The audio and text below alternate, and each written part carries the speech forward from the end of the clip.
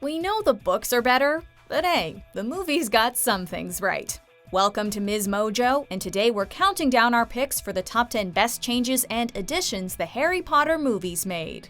Before we begin, we publish new content every day, so be sure to subscribe to our channel and ring the bell to get notified about our latest videos. For this list, we're looking at the biggest improvements the filmmakers made to the story in their adaptation, be it changes, additions, or just great use of the visual medium. Number 10. Hermione and Ron's Yule Ball fight, Harry Potter and the Goblet of Fire. You're fraternizing with the enemy. The enemy? Who was it wanting his autograph? As far as the main trio goes, Hermione is consistently the least emotional of the group. As she starts to become more aware of her feelings for Ron, however, she loses some of that composure. He's using you. How dare you! Besides, I can take care of myself. Doubt it. He's way too old. What? After the Yule Ball, Hermione is furious that Ron has been acting jealous all night when he missed the chance to ask her to the ball himself. Pluck up the courage and ask me before somebody else does. And not as a last resort! In the book, because Harry isn't there to witness most of Ron and Hermione's fight, the reader only gets a tiny snippet of it.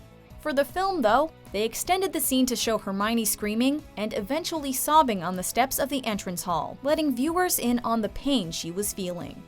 Number 9. Hermione being tortured, Harry Potter and the Deathly Hallows Part 1. Similarly, this is another scene that took place off-screen in the books that would be brought to life by the films. In the final book, Harry, Ron, and Hermione end up at Malfoy Manor after being captured by Snatchers.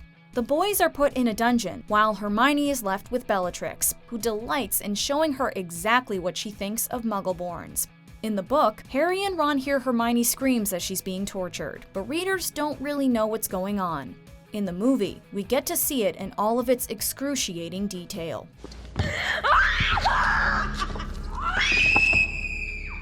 Number 8. Harry and Hermione bonding over Heartbreak, Harry Potter and the Half-Blood Prince. How does it feel, Harry? When you see Dean with Ginny? Book 6 is when the romance plots really start to bloom for the students in Harry's year.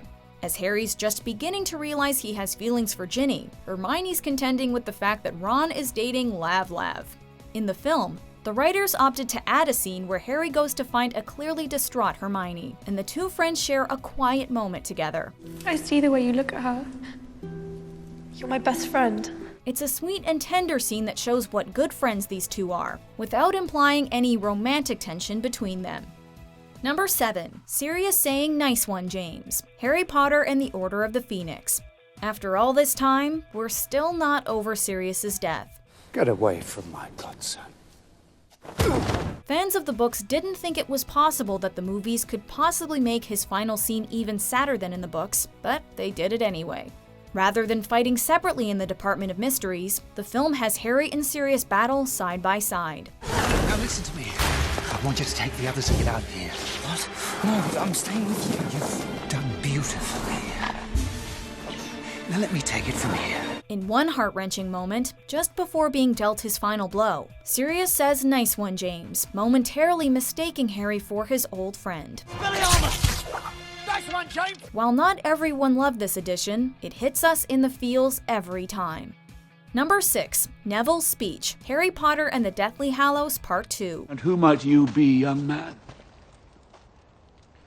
Neville Longbottom. In the movies, Neville's connection to the prophecy is somewhat downplayed, and we wouldn't be surprised if the whole thing went over viewers' heads. That's why it was so great to give Neville the attention he deserved at the very end of Deathly Hallows Part 2. Doesn't matter that Harry's gone. Stand down, Neville. People die every day. Friends. Family. Neville, who's considered to be somewhat of a coward throughout the series, stands up to Voldemort in a moment where bravery really matters most, delivering an impassioned speech to encourage his compatriots to keep on fighting, even though they've seemingly lost Harry. They didn't die in vain.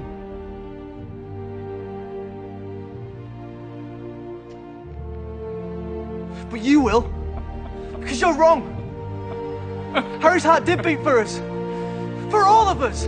It's not over. Number 5. Felix Felicis, Harry Potter and the Half-Blood Prince. How do you feel? Excellent. really excellent.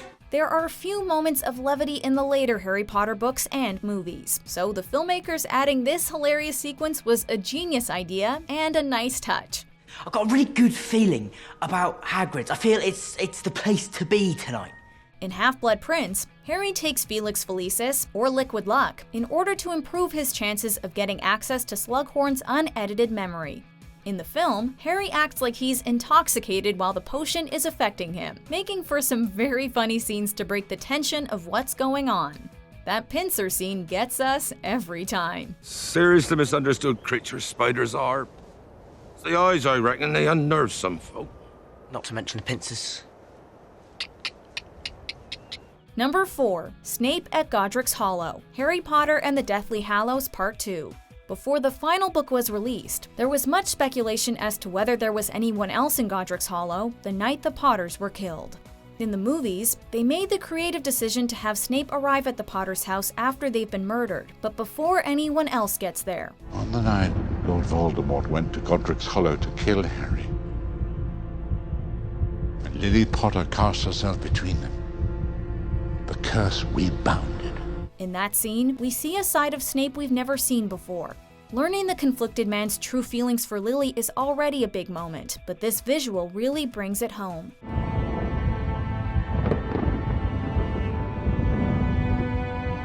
The use of music, paired with the inspired ordering of his memories, made this one of the most poignant sequences in the franchise.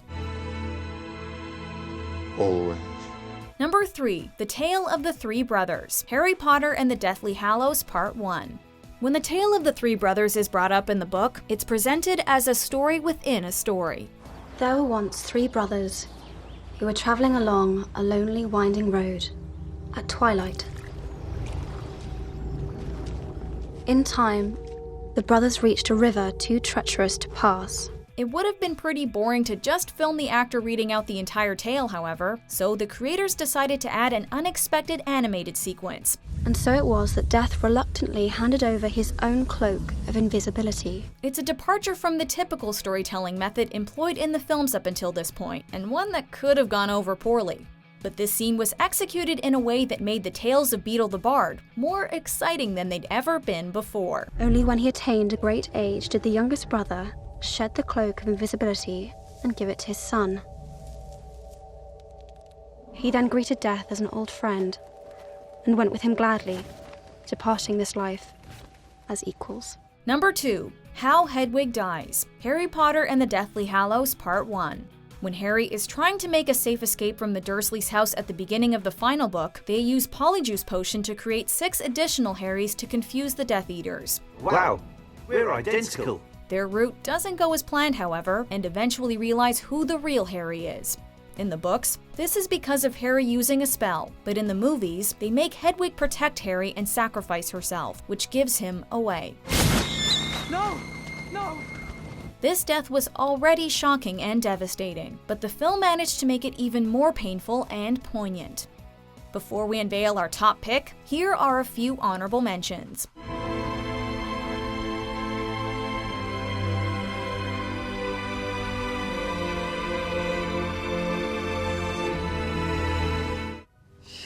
Lost me, my servant! Yeah? You and who's army? Number 1. Showing Hermione erasing her parents' memories, Harry Potter and the Deathly Hallows Part 1. One of the most emotionally affecting scenes in the movies actually happens off-screen in the books. Before going on the run with Ron and Harry, Hermione wants to protect her parents from being targeted by Lord Voldemort.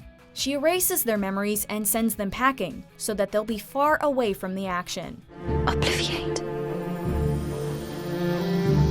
Though it's simply mentioned that she does this in the books, we see it take place in the movie, and watch as her image fades from all the photos in their home. Pass the Kleenex, please.